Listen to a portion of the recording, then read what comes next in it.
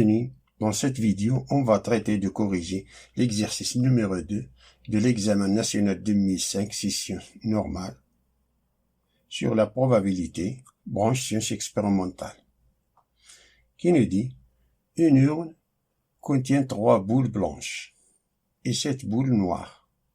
Les boules sont indiscernables au toucher. Une urne contient 7 boules noires et 3 boules blanches.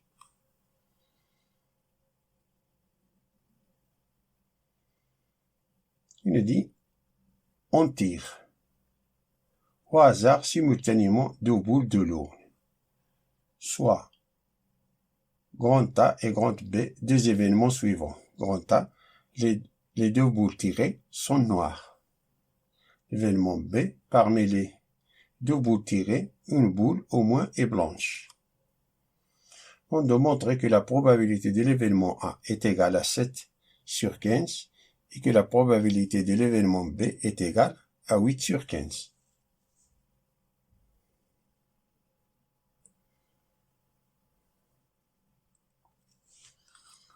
Ça, c'est une expérience aléatoire car il intervient le hasard.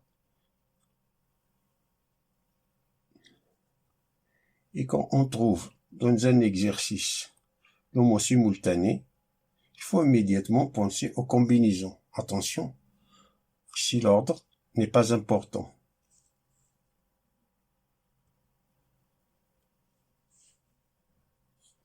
Soit oméga, l'univers de probabilité de cette expérience aléatoire. Alors, chaque tirage est une combinaison de 2 boules choisies parmi 10 boules. Donc, cardinal de oméga, c'est la combinaison de 2 parmi 10, qui est égal, c'est l'arrangement de 2 parmi 10 divisé par 2 factoriel, qui est égal, ça c'est 10 fois 9, qui divisé par 2 factoriel, c'est 2 fois 1. Ici, c'est 90, divisé par 2, qui est égal à 45 possibilités. Dans l'événement A, les 2 boules tirées sont noires. Donc, cardinal de A, c'est une combinaison de 2 parmi 7.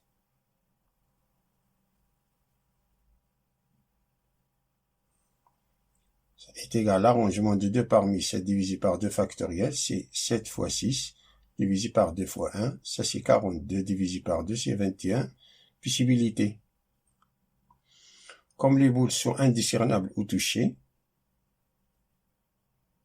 signifie que chaque boule a la même chance que les autres d'être tirées, ce qui fait qu'on est dans un cas d'équiprobabilité. Donc la probabilité de l'événement A est égale cardinal de A divisé par cardinal de oméga, qui est égal à 21 sur 45. On divise en haut et en bas par 3, ça nous donne 7 sur 15.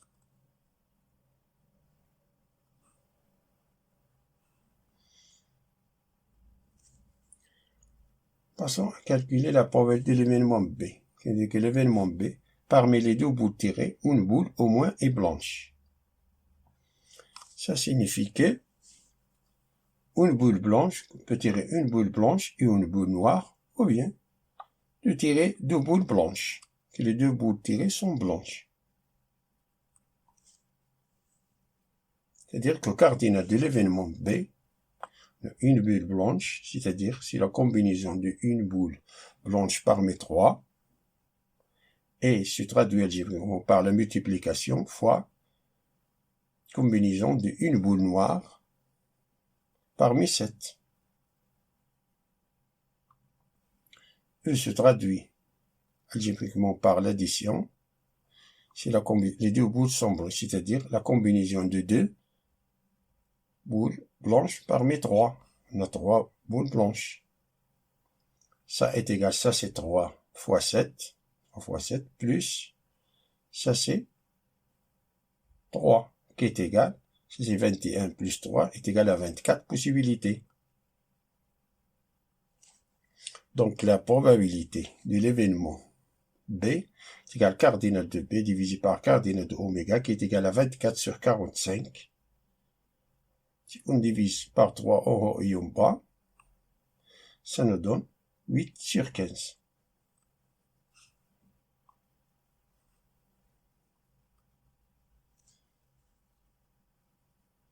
Passons à la deuxième partie de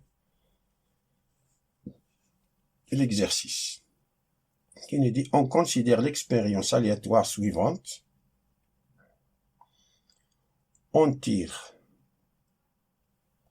une boule de l'eau.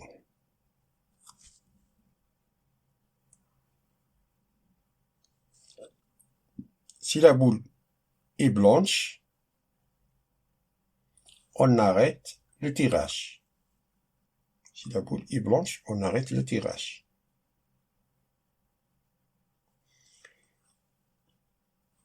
Si elle est noire, c'est-à-dire si on tire une boule noire, on la met à côté. Si on la met à côté, puis on tire une deuxième et le dernier boule de l'eau. C'est-à-dire le deuxième tirage. Alors, il nous reste dans l'eau, ça nous reste 6 boules noires et 3 boules blanches.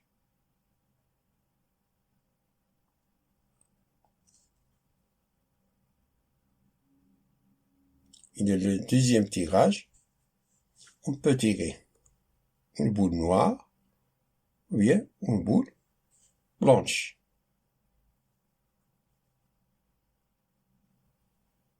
C'est le deuxième tirage. On dit soit c'est des deux événements suivants, c'est avoir une bulle blanche au premier tirage, l'événement D, avoir une bulle blanche. On a les deux questions. La question A, de petit a, calculer la probabilité de l'événement C, et la question de petit b, de montrer que la probabilité de l'événement D est égale à 8 sur 15.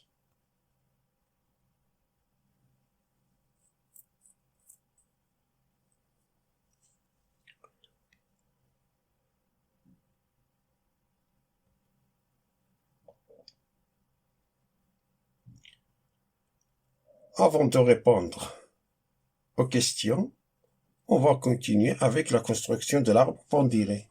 L'arbre pondéré va continuer avec la construction de l'arbre de probabilité.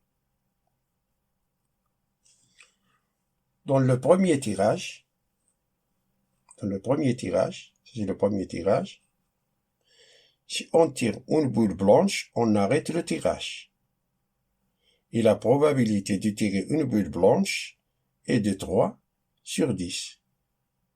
Si le nombre de cas favorables, on a 3, nombre de cas favorables, 3 boules blanches, nombre de cas favorables, divisé par le nombre de cas possibles. Le nombre de cas possibles, on a 10 boules.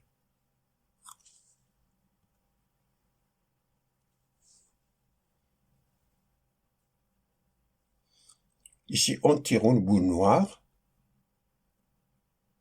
Si le nombre de cas favorables divisé par le nombre de cas possibles, le nombre de cas favorables, c'est 7, le nombre de cas possibles, c'est 10, c'est-à-dire 7 sur 10.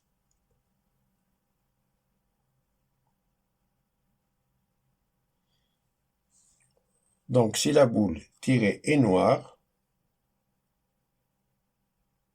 alors, dans le deuxième tirage, on peut tirer boule blanche, boule noire.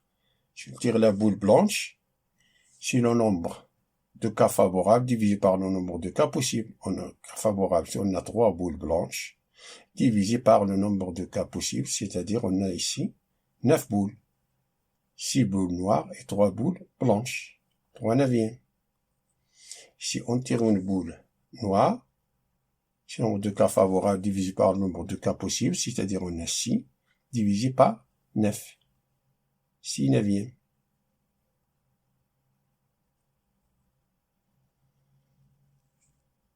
Alors, pour calculer l'événement C, avoir une boule blanche au premier tirage, si le nombre de cas favorables divisé par le nombre de cas possibles, premier tirage, on est ici. C'est-à-dire la probabilité de l'événement C, c'est 3 dixièmes. Premier tirage, c'est 3 dixièmes.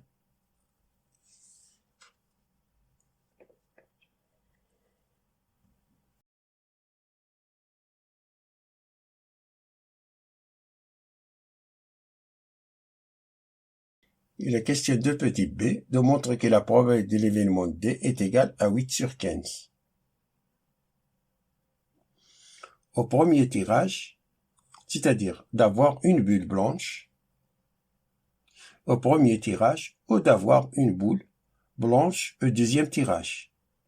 Donc la probabilité de l'événement D d'avoir une bulle blanche, c'est la probabilité de D, c'est premier tirage. C'est la probabilité de l'événement C,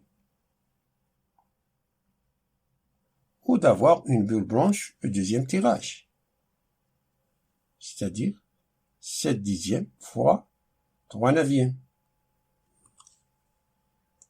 Ça qui est égal. On réduit au même dénominateur commun. Ça ici, on a c'est 21 sur 90. Alors on va faire passer ici. Dénominateur 90, c'est-à-dire on a, ça c'est, on multiplie en haut et en bas par 9. 9 fois 3, c'est 27 sur 90. Plus 21 sur 90. Qui est égal à 48 sur 90. On divise en haut et en bas par 6.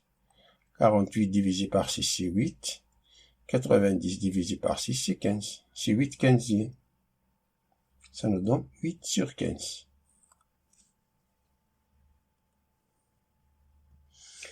Merci d'avoir regardé cette vidéo et à bientôt.